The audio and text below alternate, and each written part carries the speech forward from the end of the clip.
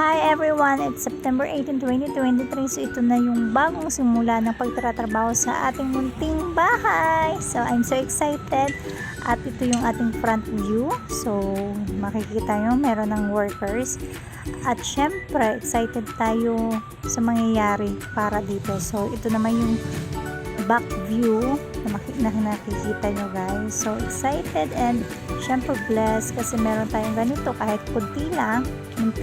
So yung width niya is 5 meters and yung length niya is 10 meters. So bale 50 square meters lang yan guys. So this is September 19th, day ito ng pagtatrabaho. So super masaya kasi ito yung pinapangarap natin guys na makapagsimula.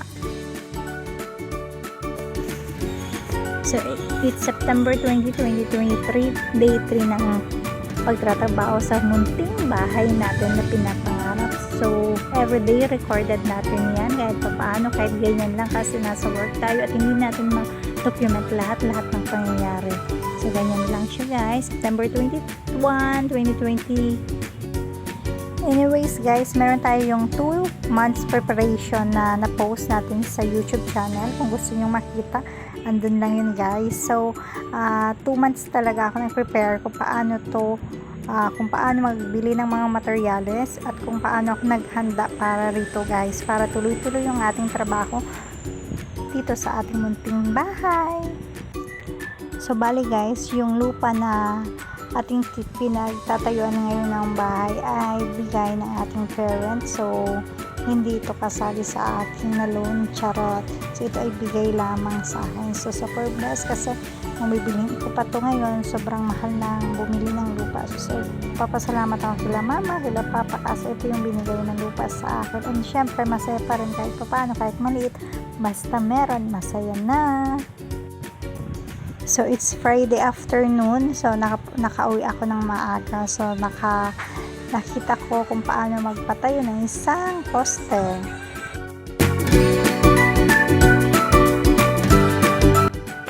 So guys, ayan yung ating mga masisipag na workers. So bali guys, kumuha tayo ng 5 workers para rito. So meron tayong 2 skilled workers and then meron tayong 3 laborers. So syempre mas mataas yung 2 nating skilled workers sa pagpapasahod and then meron tayong mga laborers na 3. So ayan, masisipag yan sila guys, sobra as in. Makikita mo talaga yung effort at dedicated nila sa work.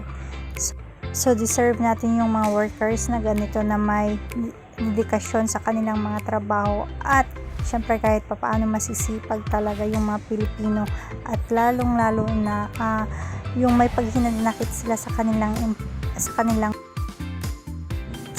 pinagtatrabahuan. So ayan, makikita nyo ang bibilis nila mga halo kasi nakapass forward, charot. So 7:30 pumasok na yan sila, ganyan sila kaaga pumasok sa trabaho and then magtatapos 5 PM.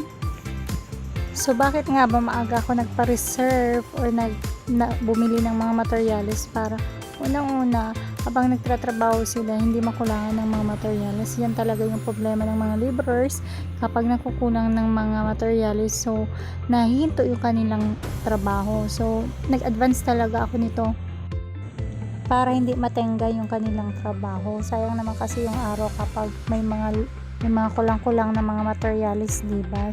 And then syempre sayang din yung bayad mo kapag sila ay naghihintay lang habang wala pang yung materialis, diba? So ayan, so nakikita natin dyan, no, binabawasan yung tubig para pure lang na semento by gravel yung nasa ilalim ng ating poste. So tinanggalan talaga yung water para kahit paano matibay yung ating poste.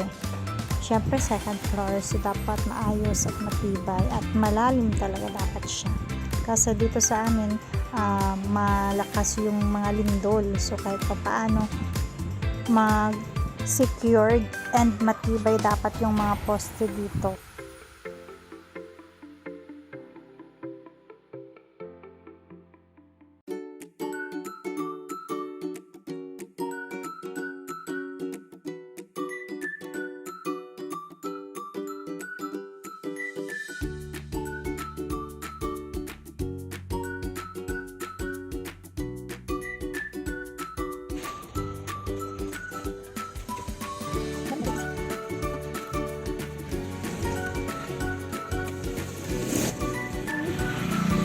aking bisita, si Miguel. Yan, ito ang aming magiging house. Say hi muna, Gel. Sa house ni Tata. Ayan. Ginagawa na yung nasa gilid. Opo. Say hi muna sa vlog ni Tata. Hi, channel. Hi! Welcome back to my channel. Channel. Ako si Miguel. Sumigaw sa mens. Iyaray. Hindi ka na may ikot, hindi ka ganyan mo. Hindi ka mainit. Mainit na din ka, kinandong din. Hindi ka din. Gold. Ah, may gold. Asan ang gold kayo? Kayo naton. One,